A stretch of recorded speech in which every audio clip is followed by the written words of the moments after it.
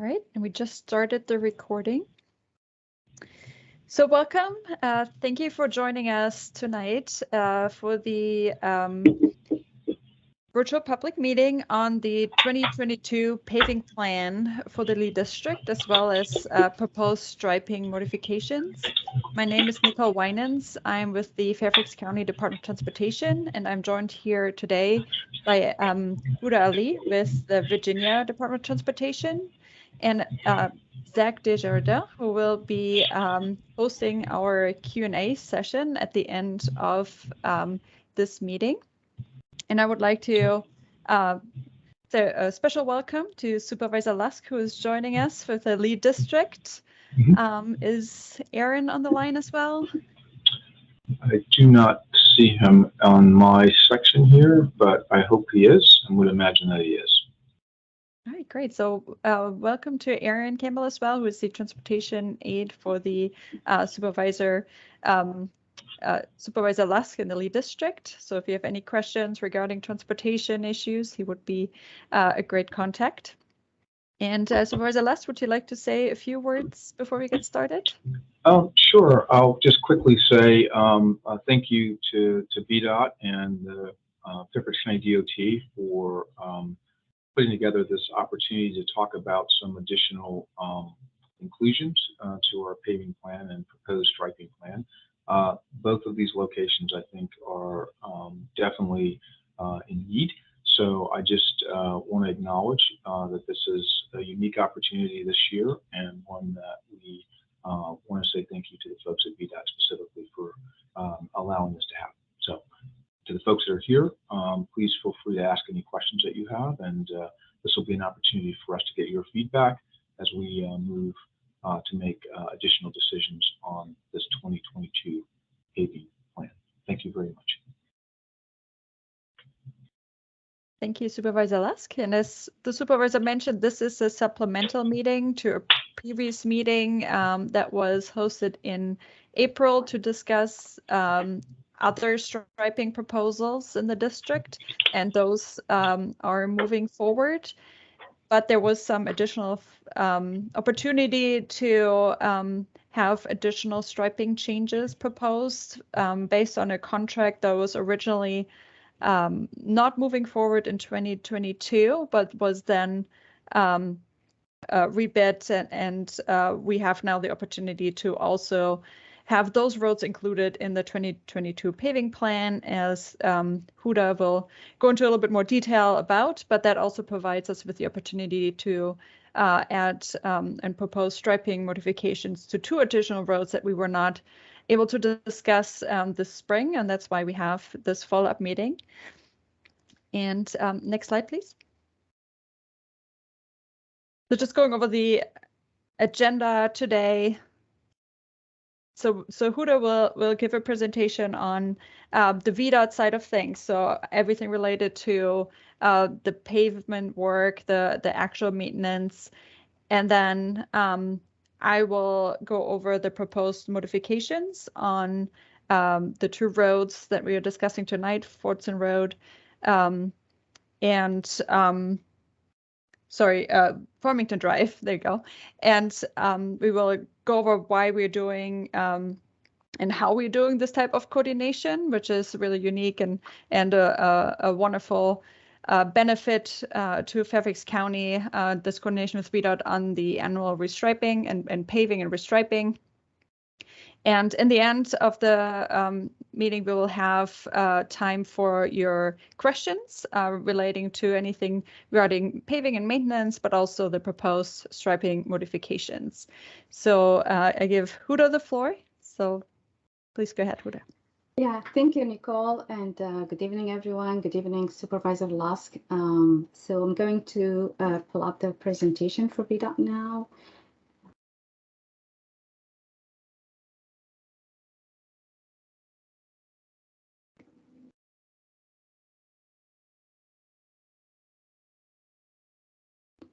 Please let me know when you see the slides.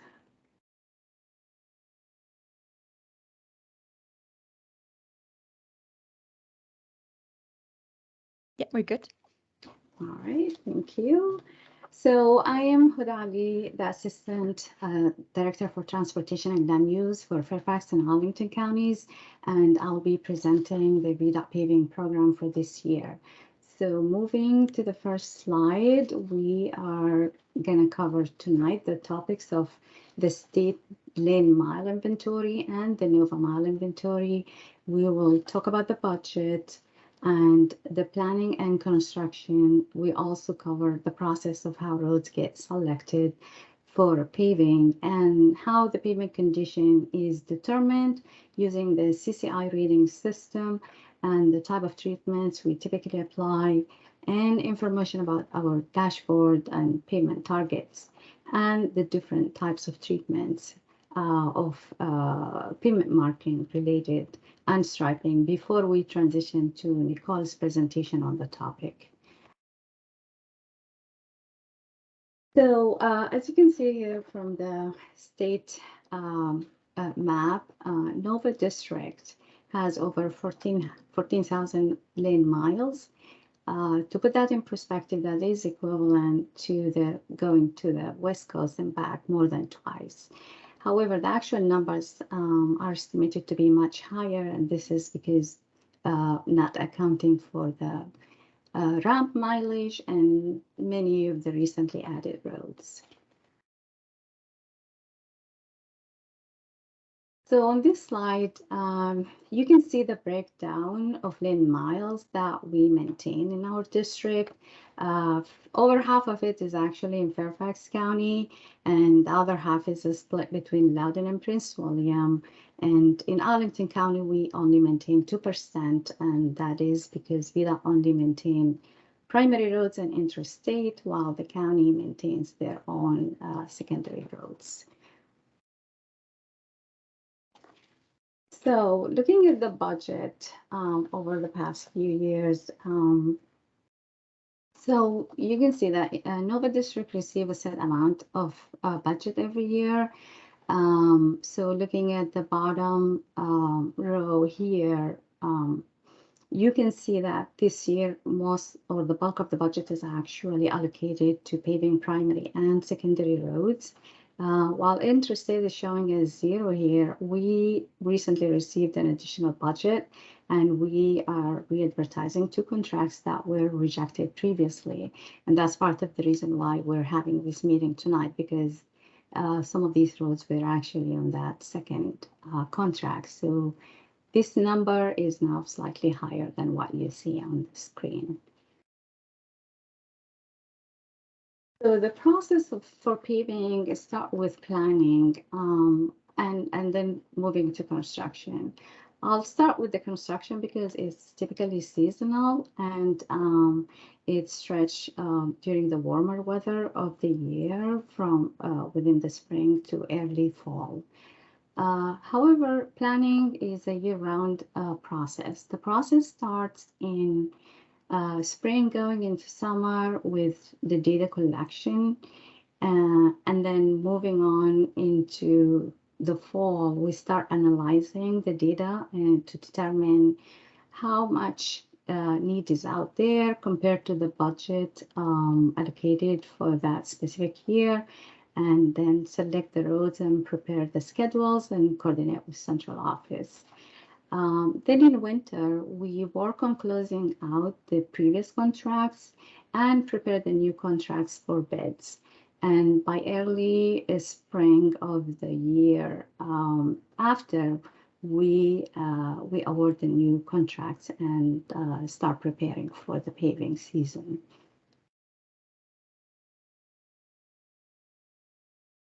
So how do roads get selected for paving? This is a topic of interest, and we get a lot of questions about it every year. So VDOT identifies which roads to be selected for paving by using what we call a critical condition index, CCI. It's a rating system that ranges from 0 for representing very bad condition to 100 for excellent condition.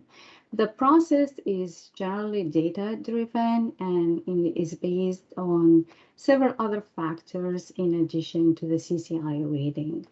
Some of these factors are the traffic volumes, and then also we look to avoid locations that will be in conflict with upcoming VDOT and locality projects. We also avoid conflict with underground utility projects, and we try to group projects together for economies of scale. And what that means is we consider paving entire neighborhoods when we have like a major road through that neighborhood being paved for that year. And that is to achieve cost efficiency in contractor mobilization.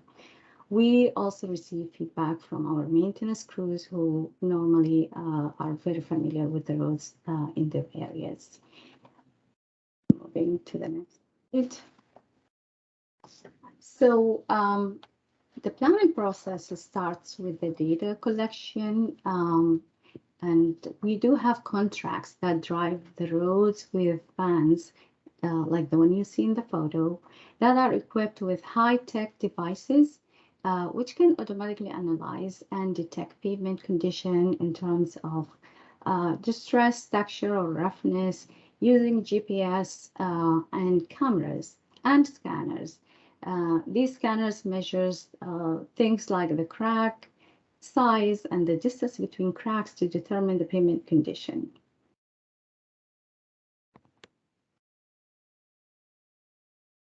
So how frequently do we collect data? It actually depends on the type of the road. So for primary and interstate and high volume secondary, these are the roads with average annual daily traffic higher than 3,500 vehicles per day. So for those, we do collect data and on annual basis. For the low volume secondary roads that has traffic volumes below 3,500 vehicles per day, and these are also the roads that typically have a route numbering higher than 600 and makes the majority of the lane miles and include subdivision and neighborhood streets.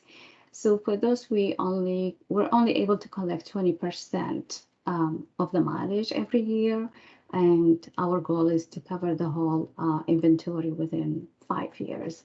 And this is just due to limitation in resources. Moving to the next one. So to just explain a little bit about the pavement ratings. So once the data is collected and analyzed, and the pavement condition then gets assigned a CCI rating, that is a range from a 0 being worst to 100 being best, like in the case of new roads. And we focus on paving very poor and poor roads with sufficiency rating of 60% or lower. We do not normally pave any roads that have a higher sufficiency rate be above 60%. However, we do also select roads with a higher sufficiency rate, that is 70 CCI or above, for a different type of treatment that is called slurry seal treatment, which is a kind of preventive maintenance to help extend the useful life of that pavement, typically between 5 to 7 years in average. And I will explain here, you probably saw that situation sometimes in your neighborhood where your worst roads are not being paved, while you see on the map that the roads in the neighborhood with a better condition are actually planned for treatment this year. So normally when you see that situation, these roads are only planned for slurry seal to just help extend that pavement life by a few more years, while the roads in worse condition are most likely being planned for repaving within the next few years. So moving on to our dashboard and our pavement targets. So again, it's decided by the type of roads for interstate, primary, high volume secondary. We look for a goal of achieving 80% of the network at a 60% at the 60 CCI condition or above. For low volume secondary and neighborhood streets, which are the ones you see in red, the targets are typically lower because these roads carry lower volume of traffic, and so the target depends on how much funds are available for a specific year for these roads to be paved. So it varies. Moving to the next one. So we apply different types of treatments. We probably touched briefly on that. So the first type is preventive maintenance, and solar sill treatment falls under that category. And again, we apply that to extend the life of pavement. And normally, we do not apply this on roads in poor condition. And as mentioned earlier, they have to have this 70 CCI or above to be eligible for this type of treatment. We also do mill and overlay 2-inch, which is most common, and up to 4-inch, depending on the road condition. This repaving treatment is applied to roads with a poor condition that is 60 CCI or below. And the two treatments highlighted in gray are the most common treatments that we apply. So in very rare conditions, we may have to replace the full pavement depth and rebuild the road. These situations typically only apply to roads that are very old and built to a very old standard, but these are very limited applications. So moving on to some online resources that's available for the public to view. We do have the pavement condition map. So like the one you see on the screen right now. So it's a color-coded based on condition as explained on the legend, with the red being poor to blue as being excellent. The map captures roads that are only maintained by VDOT, and you will not be able to see a city or town maintains road on this map. The other type of map that we have is the year paving plan. So for this year, the 2022, the map typically go live or get released in April after all the plans and the schedules are finalized and the contract were awarded. If you go to that map, it shows the roads planned for repaving in red.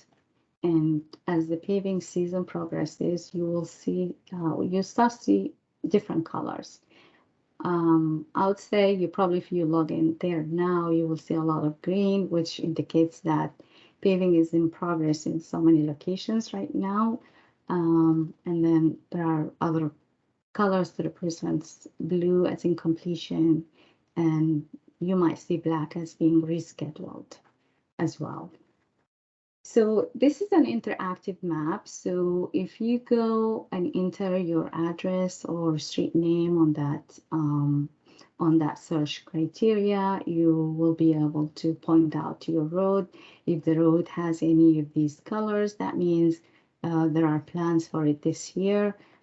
If it's not colored, then it's not on the paving schedule for this year. Also, if you hover over the road, a box will pop up and you will be able to see information like the paving construction manager, his contact information, and what type of treatment and many other information. And you're able to contact that construction manager and ask any questions that you may have. So moving on to the last part of this presentation, we do apply many different types of treatments when we repave. And we actually we try to take advantage of repaving to implement road striping in a way that enhances safety and operations. The striping probably could be divided in 3 criteria. That is ranges from replacing kind, as in put back what was existing before, we mill and repave. We may also occasionally restripe to improve traffic conditions by extending a turn lane or, for example. And then the main type of treatment we've been applying now for quite some years and in collaboration and coordination with the county is the last category, where we take advantage of the repaving opportunity to apply new marking patterns like road diets, which reduce the number of travel lanes to allow for enhancement on the road, like adding bike lanes and pedestrian safety improvements, which is going to be the topic of Nicole's presentation next. Moving on, last slide. These are just some resources for you to use in case you need to report a road problem or you would like to access those pavement condition maps and the 2022 paving maps. These are the links to these maps. And with that, I will thank you for you listening to the presentation, and I hope you learned something from it. And if you have questions, I think Nicole will have a session at the end. Thank you very much. Thank you so much, Huda. Yeah, sure. Right, let me share my presentation. Okay. All right. So I will go over the proposed striping modifications as part of this specific section of repaving in the lead district. But first, a couple more points on this unique collaboration between VDOT and FCDOT that Huda already addressed. So what we're it's really a year-long effort, so I just want to go over who does what in that effort a little bit in more detail. So VDOT obviously is owning and maintaining the roads on an annual basis. So every year in the summer, a draft paving list is shared with FCDOT that we then review for potential improvements through striping. And that can include crosswalk markings, widening shoulders, widening medians with paint, by shifting lanes, lane markings. We do screen for potential bus stop relocations, the opportunity to add bike lanes, and also the opportunity to add some turn lanes where appropriate. And we then provide our recommendations to VDOT, and we have forth them back and go through this process to see what can be implemented. And then VDOT develops these striping plans and signing plans for those updated roads, and also coordinates the implementation of those plans with their striping contractors. FCDOT focuses on the public engagement, so we take the lead on that. So you find a lot of information about paving, and particularly the restriping on the FCDOT website. And of course, we closely coordinate with the district supervisors on getting the approvals and sharing the public feedback. So to make sure the proposals are the improvement that works with the vision for the district. VDOT also, in addition to repaving the roads, there's an additional benefit to particularly active transportation users in the county through some concrete work. So there is any road that gets repaved gets screened for outdated curb ramps that would need to be brought to current standards. So a lot of the curb ramps get updated. And also some of the median, what we call roll-throughs, are widened and brought up to current standards for to improve the accessibility of the facilities. And then at the end, when everything is implemented, FCDOT comes back and installs the signage that goes along with new crosswalks, new bike lanes, changes of lanes through road diets, for example, and that will conclude the coordination for that year. So let's take a look at the crosswalk enhancements that we can do through this coordination.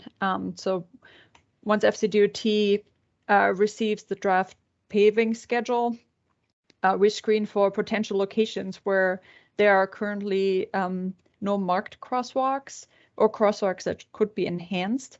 And we actually have to go out and count how many people cross at these locations to see if the number is high enough to meet VDOT warrants for crosswalks. So we can't stripe them everywhere. There needs to be a certain amount of people crossing that location to meet the warrant that to allow us to install a high visibility crosswalk in some locations or a standard two-line crosswalk at other locations.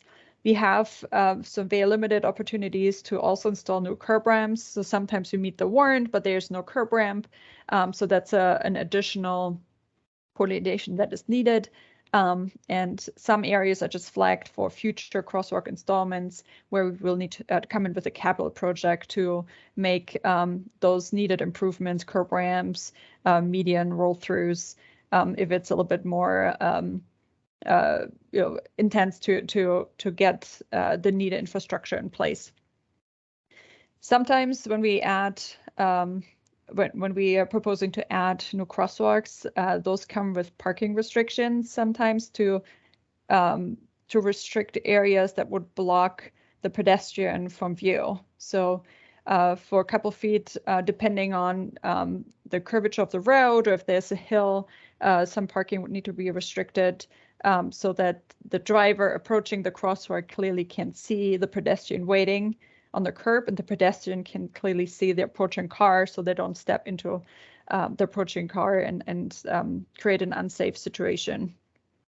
However, it has to be said, they're crossing pedestrians today, and they may be not as visible as we would like them to be crossing the road.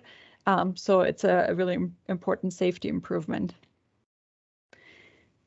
Then in addition to these crosswalk studies, VDOT also goes through all the crosswalks that are currently there and sees which ones can be upgraded from a standard crosswalks, which is, again, the two lines, to a high visibility crosswalk that you can see here in the picture. And that's particularly done across unsignalized main lines, mid-block, if there's a trail crossing, near schools or near metro stations. And then again, we flag crosswalks for additional improvements. So sometimes that's a good location for a new crosswalk, but just the striping is not safe enough. So we will need to come back with a capital project once we have the funding to add additional safety treatments, such as a refuge island or a rapid flashing beacon or another or an actual complete signal. And then looking at the linear striping, we can add to roads through this process. And as you may know, our roads here are generally pretty wide. They're more modern roads, newer roads that are built to standards that ask for pretty wide travel lanes. Sometimes it's 12 feet, sometimes it's up to 15 feet. And also a lot of travel lanes. So because there's so much space, often roads were built to a potential max capacity that is just not there, quite there yet. So there's a lot of road space that's underutilized. And both wide lanes and underutilized travel lanes can lead to road safety issues because an open wide road can encourage drivers to travel at higher speeds than it's safe. But also to inattentive driving, because it's so comfortable to drive on these roads that they may not feel that they need to pay attention as closely as in a more constrained area. So that this process and this coordination allows us to right size a lot of our roads in Fairfax County, either by narrowing the travel lanes to today's standard which is 11 feet and 12 feet, or by repurposing underutilized space for other purposes, either a new turn lane or a shoulder or a bike lane. And that really improves the safety of all road users, including drivers, pedestrians, and cyclists. And all of this can be done at a very little cost because the road is being repaved. The striping has to be put back anyway. We're starting at a blank slate, and it just adds a couple more stripes to the process. If Fairfax County would want to do this outside this process, we would need to repave the road and come up with the striping plans and get the permits, and it would be a very expensive endeavor in comparison. One thing to note that's really important is that we usually do not affect capacity, operational capacity of these roads, particularly at signals, and that often the legal on-street parking is also not affected. It's usually maintained, particularly in residential areas and particularly residential areas with a very strong utilization of the on-street parking. So this is before and after of one of these right-sizing opportunities. This is Annandale Road. You can see on the left how wide the lane was and how easy a driver can travel at higher speeds without, the feeling like they're too constrained. And on the right, the road feels a little bit more narrow, so it's a little bit of a visual narrowing of the road. And in this case, we were able to add bike lanes as well, which serves, to improve safety of bicyclists, but also pedestrians using this road. So a quick look at what type of bicycle facilities we can add to this process. So of course, here in the middle, we have the standard bike lanes that we just saw on Annandale Road. If we have a little bit more space, we can also have buffered bike lanes here on the right. Those are 2 solid lines, and sometimes there's hash marking in between.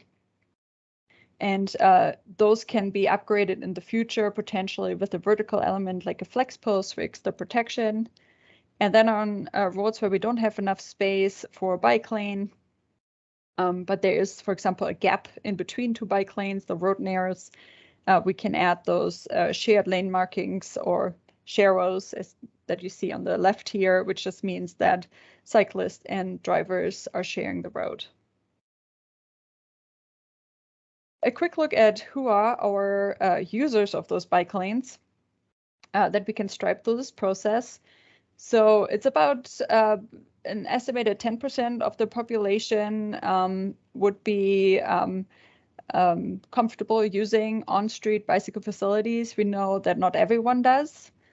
So about half the population does prefer a little bit more separation, depending on the road. Some roads that are very busy, there's definitely more of a comfort in a separation from vehicles, but we have secondary roads and calmer streets where nearly everyone would feel comfortable riding in bike lanes. But in general, at a minimum, about 10% of the population would ride in just a standard bike lane on the road. And then in blue is the pretty significant section of the population that likes the additional separation or prefers to ride off street. But as I mentioned, bicycle infrastructure doesn't only benefit cyclists, so there are other people that benefit from it. So for example, pedestrians here in the middle picture, if we narrow the road a little bit and add the bike lanes, it pushes drivers closer to the center of the road and makes it easier for pedestrians to cross because the drivers have a more confined space where they would conflict with the pedestrian, and also travel at a lower speed, providing an easier crossing. Then also bike lanes provide a additional buffer to pedestrians and the walkway. You see on the right picture here. So often our grass buffers are a little bit more narrow, especially in older suburbs like Lee District. So the bike lanes pushing the cars away from the pedestrian providing that extra comfort gap, so you're not right next to cars whizzing by you. Then on the lower left here, it shows that, you know, if cars are traveling at the speed limit or lower speed limit, it also reduces noise impact because it's just not quite as loud, and again makes roads safer in neighborhoods. And then on the lower right, the homeowners also benefit from bike lanes, particularly if they're trying to get out of their driveways and if there's on-street parking, because it actually increases the sight distance. Pushing cars towards the center line allows turning vehicles to see them a little bit earlier. So let's take a look at the particular bike lanes we are proposing as part of this repaving cycle. So on the left here, we have the section of Fordson Road that's in the Lee District. So that's west of Richmond Highway. And on the right, there's a section of Farmington Drive between Telegraph Road and Agile Drive, right at the Jefferson Manor Park frontage. Let's look at Fordson Road first. So this is what Fordson Road looks like today. There is the northern section is residential with on-street parking, and the southern section is commercial with technically on-street parking, but that doesn't seem to be utilized a lot. So it's usually wide open, which leads to speeding along this road that the supervisor and FCDOT have heard about. So this has been an opportunity we have been waiting for to be able to make some safety improvements along this road. And again, the limits are Richmond Highway to Mount Vernon Plaza, where the road curves into where the bigger entrance is on the southern end of Mount Vernon Plaza. And there are currently 2 travel lanes, very wide. Again, some on-street parking, particularly in the northern section, and there are also commercial vehicle parking restrictions in that northern section, north of Cyrene Boulevard. And then there are some areas that have turn lanes, not everywhere. And there's also not a continuous sidewalk along the whole way, so there's some gaps and no bike facilities. This is what we're proposing. On the northern end, we would add bike lanes, maintain the on-street parking, narrow the travel lanes, achieve some speed reductions, and provide bike lanes in both directions, creating a pretty nice corridor there. And then south of Cyrene Boulevard, there is the opportunity to provide even more comfortable bike facilities with an additional buffer. And for the most part, no on-street parking.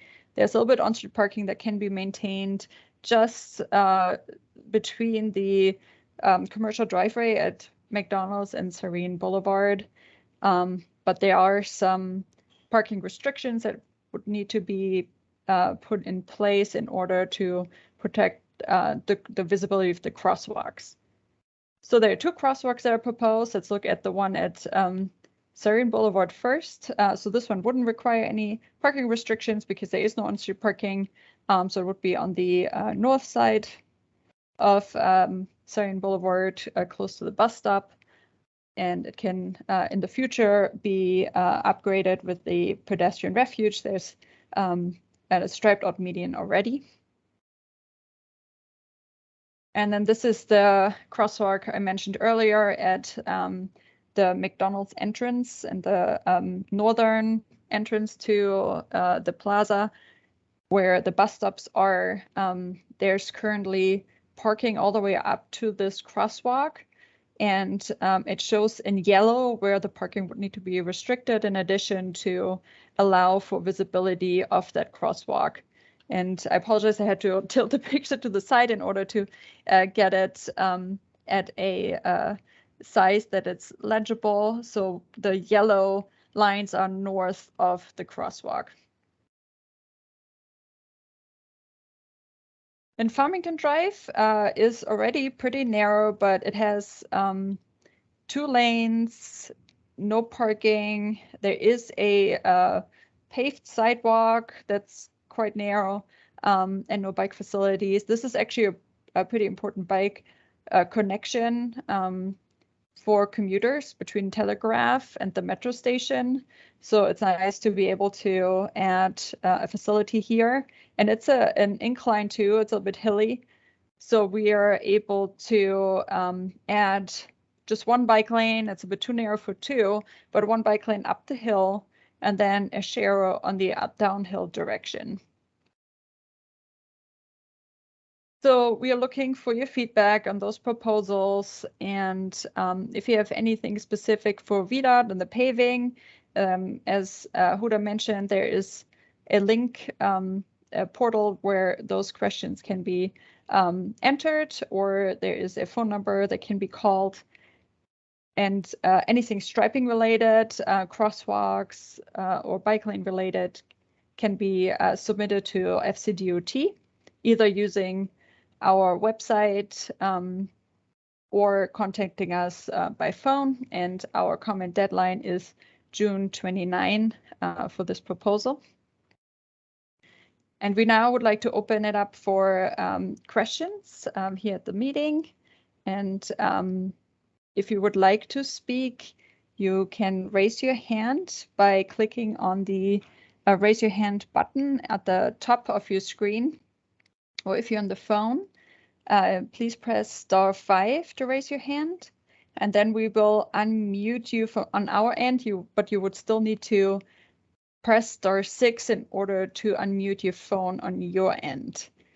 So let's open it up if there are any questions. Thank you. Okay, the first question is from Jeff. I've unmuted you.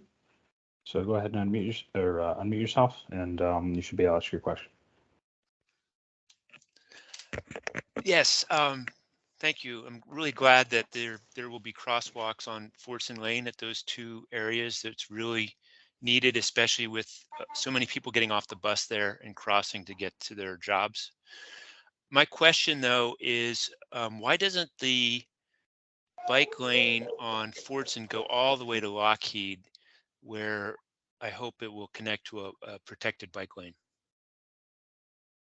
So it will go all the way from that intersection at the plaza on the southern end, just before, since it curves around to Richmond Highway.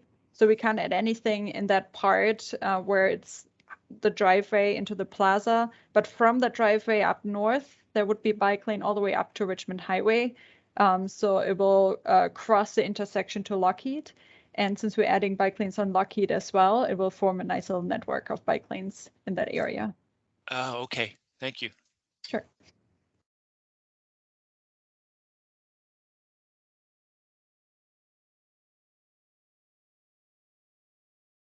And the next question comes from Jonathan Drake. I've unmuted you, and you can go ahead and speak.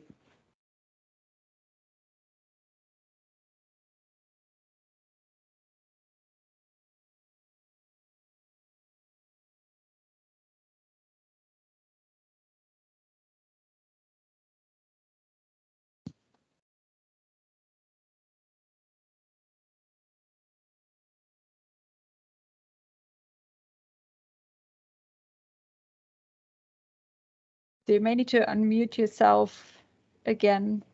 We can't hear you. I'm sorry. Oh my gosh, I'm sorry. You probably didn't hear a word that I just said. No, go ahead. I'm so sorry. So I'm a bike commuter. I'm going to be commuting into Jefferson Manor via Edge Hill Drive tonight and pretty much every day I do it. So I just very much approve of the separated bike line, especially going uphill where I have to go much, much slower, and then the share arrow going down. My question involves the other stretch that I then have to turn on to Telegraph. And are there any I know that it's not in the plans now, the presentation was clear on that, but are there any, has any thought been given to bike lanes on Telegraph themselves? Because that stretch between Edge Hill and then the pedestrian flyover going into the city of Alexandria is really just a small narrow sidewalk, and then 6 lanes, I believe, of traffic, and there have been bicycle fatalities there very recently in the past. So that's my question: is what the status is, or the thinking is on that. I'm not aware of a funded project in that area, but if that stretch of telegraph is on the repaving list, it would be screened for the potential to add bike lanes. It doesn't always work. It depends on how wide the lanes are. If there is sufficient space available, we would consider that or propose it. But if not, it would need to be improved through a capital project, and that can be done through the Transportation Priority Plan process, which will happen again in a couple of years. So these type of comments are really helpful for us to take down where there are issues and community requests for improvement. So I will make that note and add that to our list of areas to consider for future improvements. Thank you. That would be great. And I'm probably statistically not representative, but even if it involved reducing the number of travel lanes, I would be in favor of that. Thank you. Okay, then next question comes from Chris French. I've unmuted you. So go ahead and unmute yourself. Okay, thank you. Hi, Nicole, Supervisor Lusk, everyone. Hi, I'm with Fairfax Families for Safe Streets. Nicole, could I go back to, I don't know if you could go back to the slide, but you had a slide about the Fordson Road crosswalk. I think it was the one near McDonald's, and you showed how you would be restricting parking. And I think you said these yellow marks, yeah, that's the north side of the crosswalk. To the south, you're on the inside of a curve there. Is there no current parking on the south side? Is that why there's no indication that parking is restricted, or did FC.VDOT decide that no parking restrictions needed to be added on the south side of the crosswalk? Yeah, so there's no one is parking there. There is like it seems like an informal parking restriction. So I don't think there are any signs restricting parking, but because of the curvature, there should be. So we will stripe it in a way like there is no parking because it just can't be safely accommodated. And if needed, if anyone would park in the bike lane, we would need to add the signage. But the striping of the bike lanes de facto formalizes that nobody should park there for safety reasons. But then on the south side, there is actually, or in the north side, I guess, I'm turned around. On the north side where we are proposing the official parking restrictions, there are actually people parking there. And then particularly trucks, commercial vehicles are parking there, which are particularly big and hindrance for sight distance. So those need to be formally restricted with signage, and we will stripe the parking lanes that remain to the north of the areas in yellow. So there are still going to be parking spots available for commercial vehicles or anyone else that would like to park there. Obviously, there's plenty of off-street parking for the businesses available as well. Yeah, there's nothing but parking in that picture. Yeah. Okay, I have a couple other questions, but I want to give other people a chance to comment, so I'll come back if there's time. Thank you. Thank you. The next question comes from Alexis Klein. Alexis, you've been unmuted, and so go ahead and unmute yourself.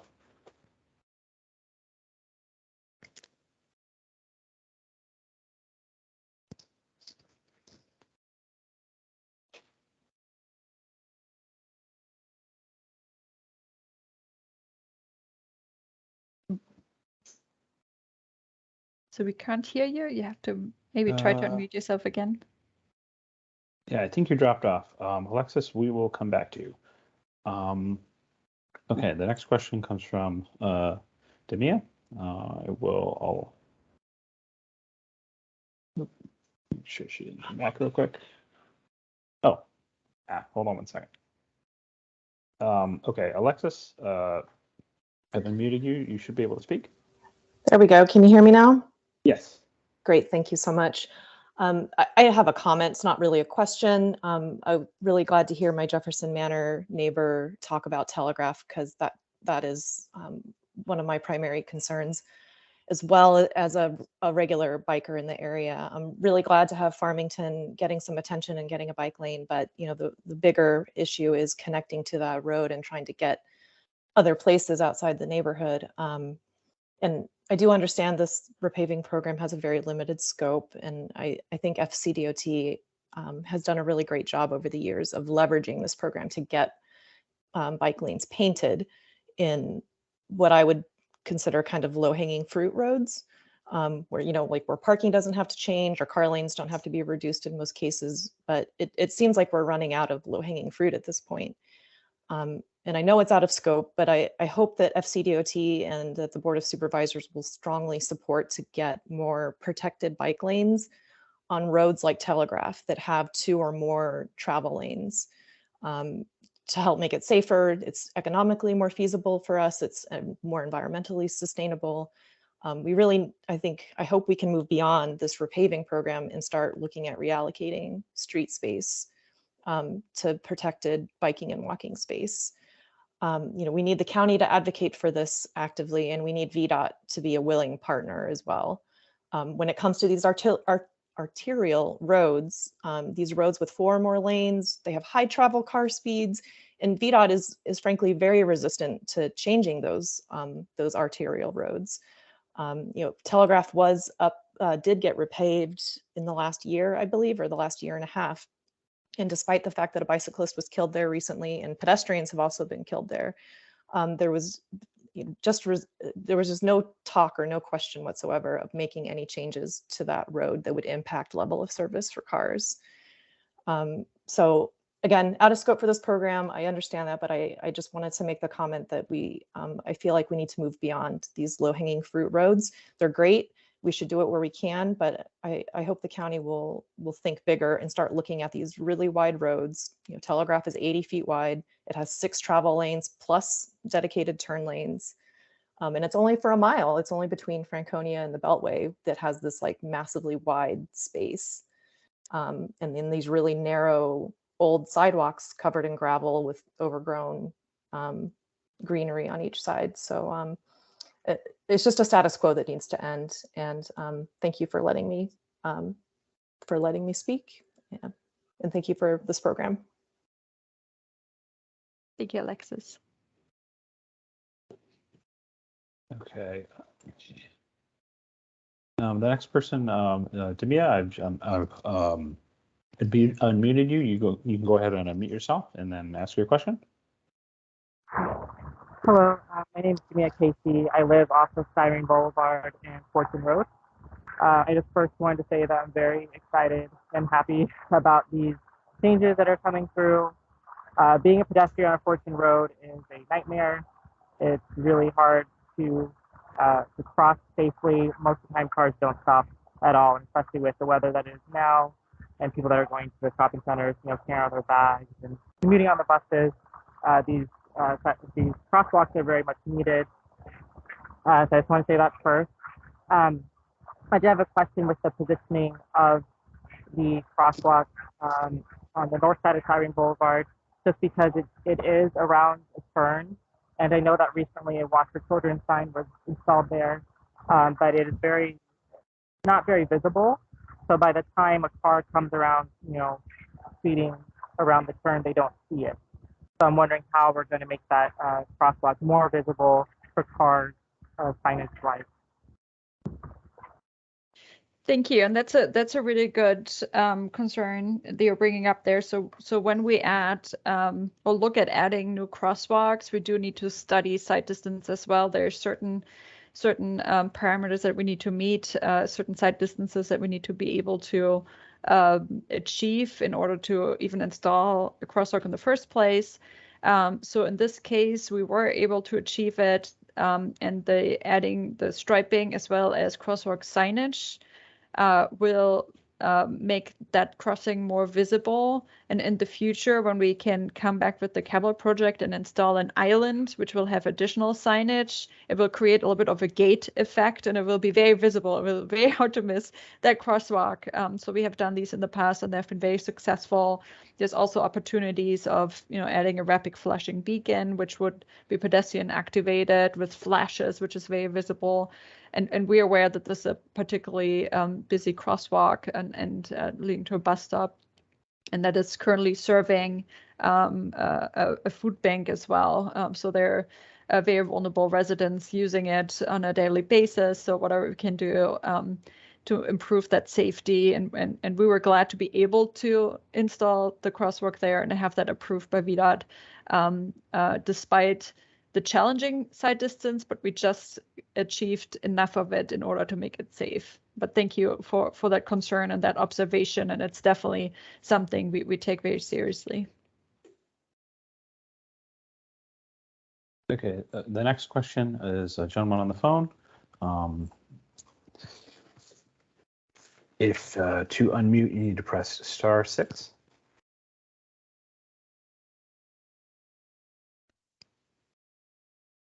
I'm sorry, I should say person on the phone, not a gentleman. Good afternoon. This is David Benalcazar. I'm a resident living by Cyrene and Boulevard, and I just wanted to say, these changes are very fantastic. I love how a crosswalk is being added right by the food bank, and I really like these changes. Thank you. Always good to hear. The next question comes from Chris French. I'm sorry, I hit your, try it again. Okay, there we go. Thanks. I just wanted to follow up real quick, because it's kind of a comment or question that's not really specific to this project, but sort of in general, the restriping projects. So my neighborhood just went through one last summer, Bushman Drive and Borg Street over in Supervisor Palchik's district. And so one thing I wanted to ask is, I think, Nicole, you said that VDOT does the restriping and FCDOT does the signage. So I don't know if it's typical because it's just my neighborhood, but there was I think an almost 10-month gap between when the paving was finished and striping was finished last summer and very late this winter, early this spring, that the signs were actually installed. So we had about 9 or 10 months of paving stripes that did not match any of the signage and crosswalks that had no warning signs. So I would just urge you, and who knows, everything gets attributed to the pandemic, but maybe that was a one-off. But I would just encourage you, I think that the signage really needs to be closely coordinated with the striping for safety reasons. So that's just a comment. The other thing I wanted to ask was, and I could follow up with you separately, I have questions about the line of sight requirements that you discussed, because again, in my neighborhood, we have kind of a twisty street that got some new crosswalks, which is wonderful. But in my unprofessional opinion, parking was not moved back far enough that sightlines make these crosswalks very safe to use.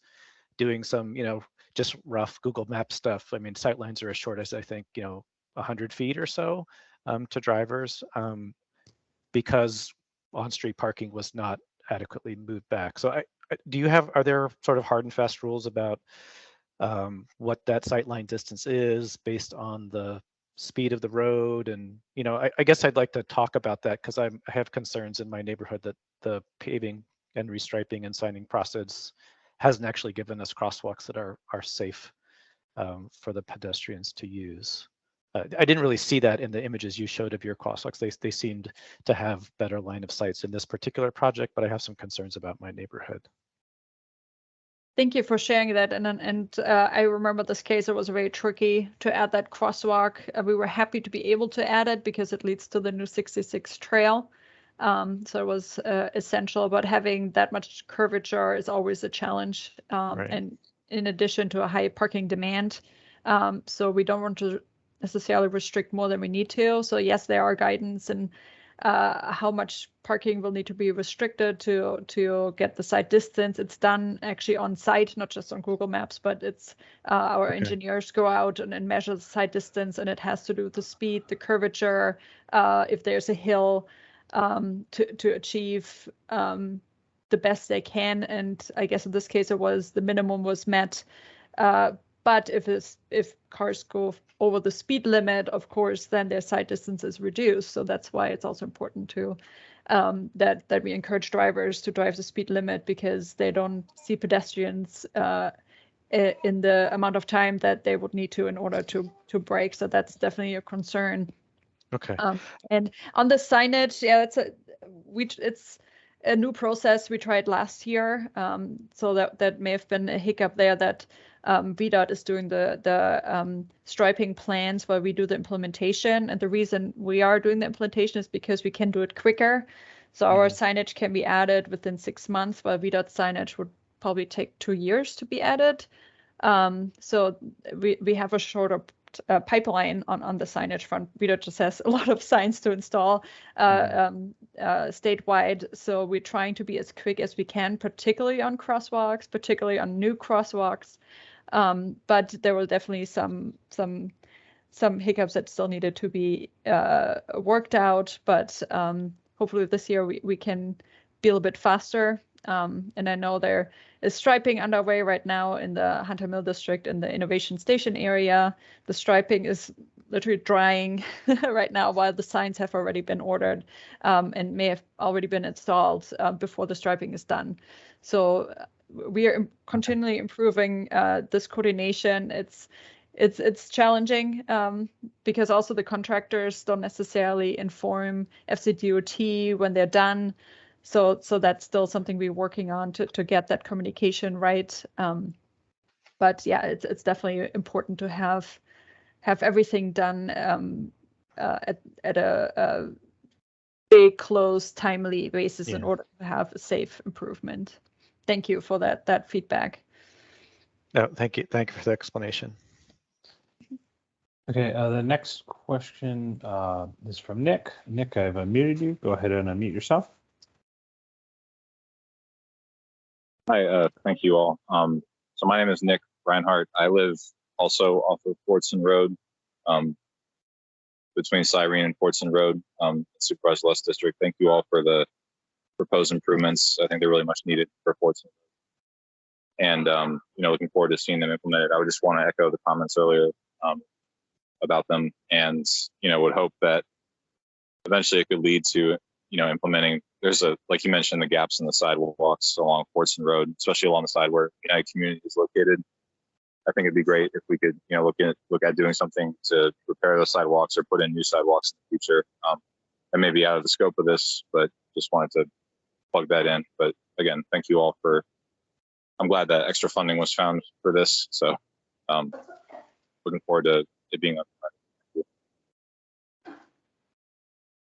Thank you for that comment. And I just want to mention, if you ever notice, a gap in the sidewalk network or trail network, please don't be shy. Let FCDOT know.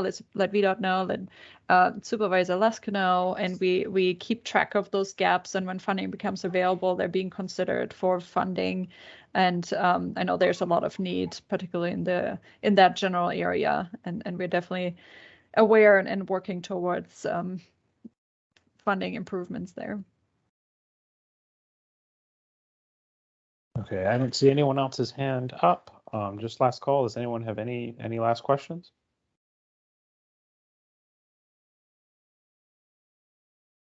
Okie doke. I don't see any more questions, Nicole.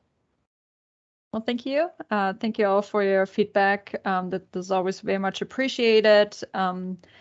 You all know your streets best. You use them every day. So hearing your thoughts on the proposed improvements are very beneficial, and we're looking forward to having a final discussion with VDOT and the supervisor about it. But it sounds like we're good to go on this one. We have a 2-week-long period of accepting public comments. So if anything else comes up, please reach out.